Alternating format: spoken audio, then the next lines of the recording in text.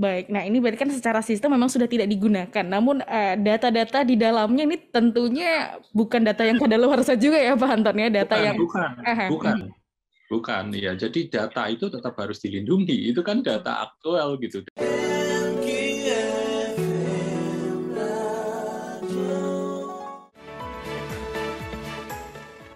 Selamat pagi sahabat MK, bagi Anda yang baru saja bergabung di 92,3 MK FM Jogja. Di kesempatan kali ini kita ada di program Inspirasi Pagi dan juga sudah ada di segmen Bincang Sudut Pandang.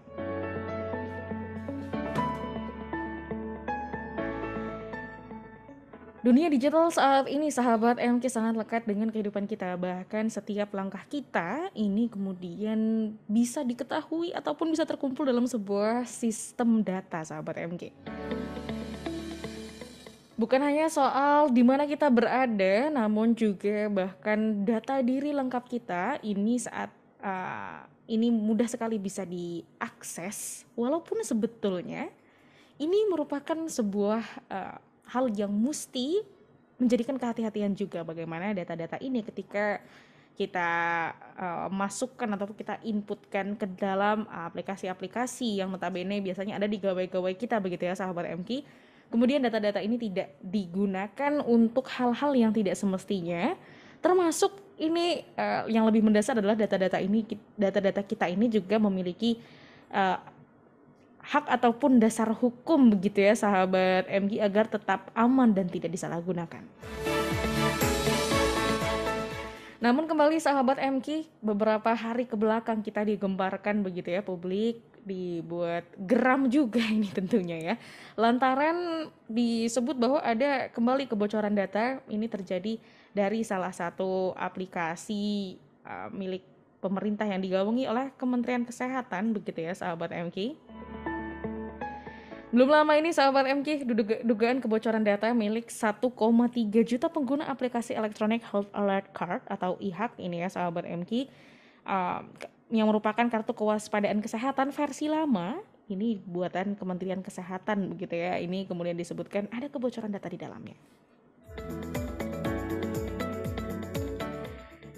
Aplikasi e-HAC ini sahabat MK merupakan aplikasi untuk memverifikasi penumpang yang melakukan perjalanan selama pandemi COVID-19. Ada di antara Anda ini ya yang sudah pernah menggunakannya tentunya, apalagi ketika menggunakan moda transportasi umum, ini biasanya aplikasi ini menjadi salah satu syarat untuk bisa melakukan boarding sahabat MK. Nah, ini ada versi yang baru sekarang begitu ya, namun disebutkan pada versi lama ini kan juga sudah ada data-data pengguna yang masuk di sana. Nah, ini ada kebocoran data di bagian e-hack yang lama ini. Walaupun ini lama begitu ya, namun data-datanya tentu tetap masih berupa data yang valid begitu ya sahabat MK.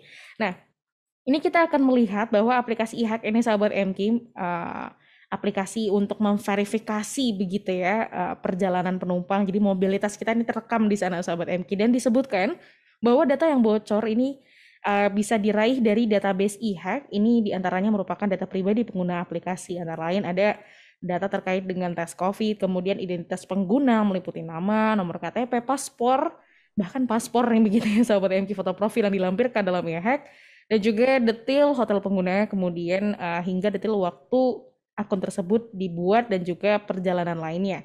Kebocoran juga mencakup data dari 226 rumah sakit dan juga klinik di Indonesia, sahabat MK.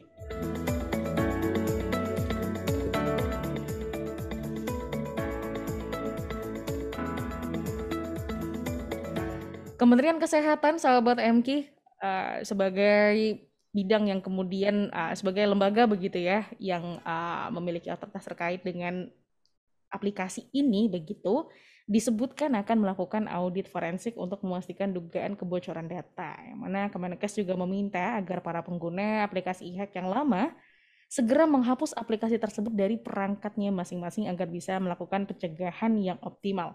VPN Mentor ini ya mengatakan bahwa kebocoran data berdampak luas terhadap pengguna e-hack dan juga pemerintah Indonesia. Bukan yang pertama pastinya sahabat MK kasus kebocoran data ini begitu ya. Di tahun 2020 tercatat ada 7 insiden kebocoran data yang dialami oleh pemerintah maupun perusahaan swasta seperti platform e-commerce, sahabat MK. Nah, ini selanjutnya ini menjadi sebuah hal yang kita sebagai pengguna begitu ya merasa terancam karena itu data pribadi kita. Di sisi lain, apakah memang masih sangat lemah begitu ya perlindungan terhadap data di Indonesia ini sendiri? Kita akan lanjutkan dalam perbincangan sudut pandang di kesempatan pagi hari ini, sahabat MQ Jumat 3 September 2021, terkait dengan keamanan digital ini ya, khususnya perlindungan data pribadi masyarakat. Di kesempatan kali ini bersama dengan narasumber kita, ada juru bicara Badan Siber dan Sandi Negara atau BSSN, Pak Anton Setiawan. Ada juga Kepala Lembaga Riset Siber atau Sisrek ini ya, Pak Pratama Persada. Dan juga nanti akan hadir bersama dengan kita anggota Komisi 1 DPR RI, Pak Sukamta. Anda bisa bergabung dalam perbincangan ini 08157860923 di WhatsApp kami ataupun Anda yang menyimak melalui streaming di mkradio.co dan juga di YouTube dan Instagram MKFM Jogja. Silahkan dapat membubuhkan komentar Anda dan juga sudut pandang Anda.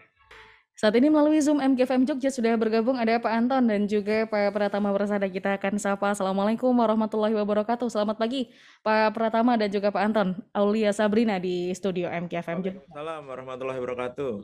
Waalaikumsalam warahmatullahi wabarakatuh. Mbak Aulia, Mas Pratama. Mas Anton. Bosan ya ketemu saya, Mas. Ya. Baik, terima kasih Pak Anton dan juga Pak Pratama sudah menyempatkan di pagi hari ini begitu ya berbincang dengan sahabat MK. Ini tentunya topik yang memang sedang hangat akhir-akhir ini, namun bukan yang pertama kali terjadi begitu ya, Pak Anton dan juga Pak Pratama. Saya akan ke Pak Anton terlebih dahulu. Pak Anton, saat ini apakah sudah ada perkembangan terbaru begitu ya terkait dengan proses investigasi dan lain sebagainya terkait dengan kebocoran data e-hack ini, Pak Anton?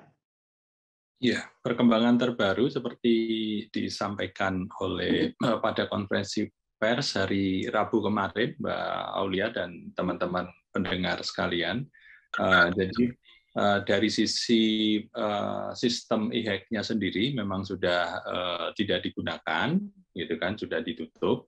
Kemudian untuk kerentanan yang memang dilaporkan, memang sudah saat itu diperbaiki, yang kerentanan itu juga memang sudah dilaporkan dan diverifikasi oleh BSSN, kemudian dinotifikasi dan sudah diambil langkah untuk penutupan. Tetapi secara umum, gitu kan, sistem tersebut sekarang sudah tidak digunakan lagi, sedangkan untuk pemeriksaan menyeluruh nanti akan dilakukan oleh teman-teman di Kemenkes. Itu perkembangan terakhir sesuai dengan konferensi pers dari Kemenkes hari Rabu kemarin, Mbak Aulia dan pendengar.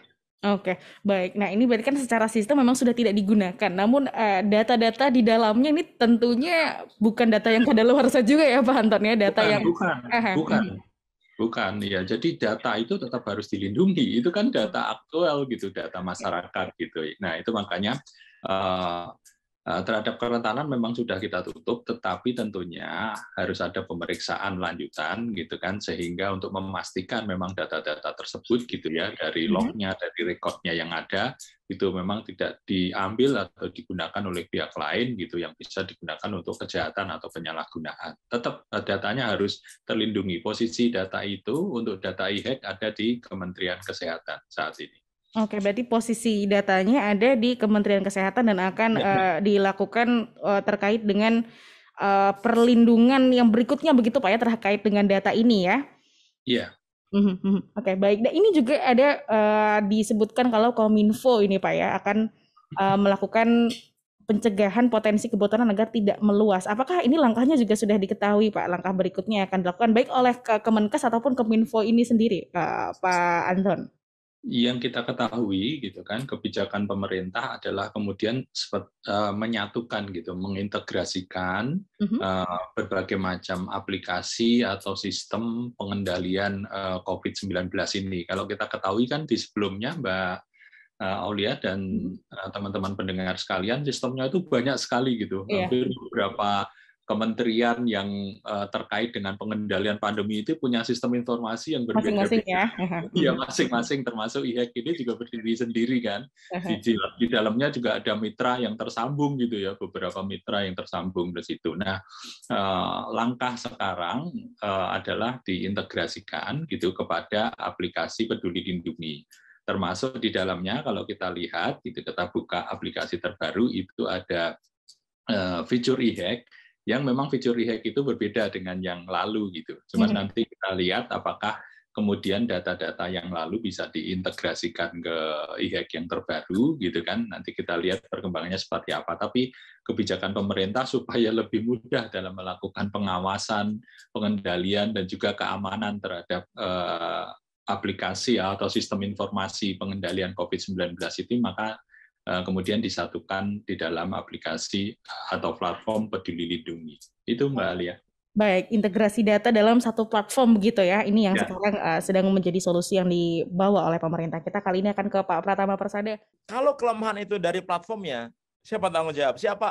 Siapa yang harus bertanggung jawab gitu? Karena begitu data ini bocor, nggak bisa kita tarik lagi. Itu yang jadi masalah. Makanya setelah mereka bilang, oh ya kita terjadi peretasan, kita akan memperbaiki sistemnya.